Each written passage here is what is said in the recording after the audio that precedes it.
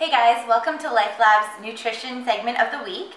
So this week we are going to carry on from last week. We started talking about a smart grocery shopping and how to do that. And so we've asked you guys to kind of come up with your grocery shopping list.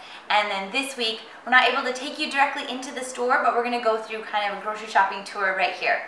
And what kind of areas you need to go to, what you're looking for, that type of thing. Alright, so basically, when you start off going to the grocery store, we talked about having that list with you. So you want to make sure that you've got your full list, complete with all the meals, snacks, all that sort of thing that you're going to need for your week, compiled on one list. You're going to take that list in with you, and your goal is to focus and stay to the list as best you can. Alright, so when you go into a grocery store, usually you're kind of led right into the produce area first. So that's where we're going to start off with. Basically, you want your grocery cart to consist mainly of fruits and vegetables. That should take up the majority of your cart. A lot of stuff should come from there. We want to try and aim for anywhere from 8 to 12 servings of fruits and vegetables per day. So that is quite a bit, but if you're spacing it out throughout your meals, it's not too bad to fit all that in. So you need to get a lot of your produce from there. So I want you to aim for lots of different colorful vegetables or fruits, different varieties, something maybe new that you haven't tried before. Those are all good things to kind of aim to get when you go into that produce section.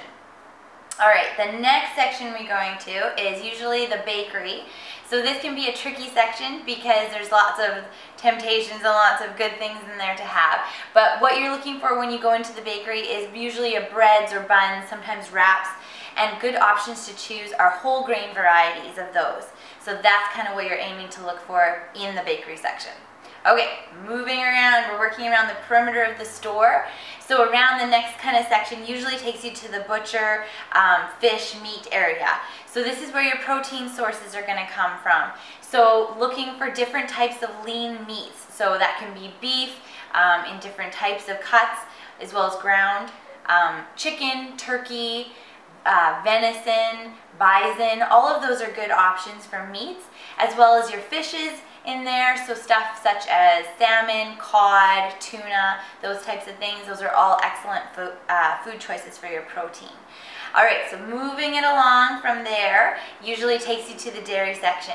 So the dairy is going to be where you're going to continue on with your protein sources as well in that section. So you're going to get your milks, your cheeses, yogurts, that sort of stuff. So, and again, you're aiming for the lower fat options of those. Something to watch for though, you need to be careful with lower fat. We also need to take a look at sugar content, or salt content. So sometimes those things can go up if the fat level comes down. So you want to watch for those types of things on labels. So looking for low fat cheese, cottage cheese, yogurts, that sort of stuff. As well in there can come your soy products, your tofu.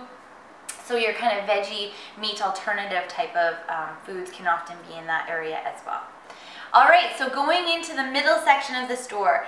This area you will still have to go into to find some of your other items that are on your list.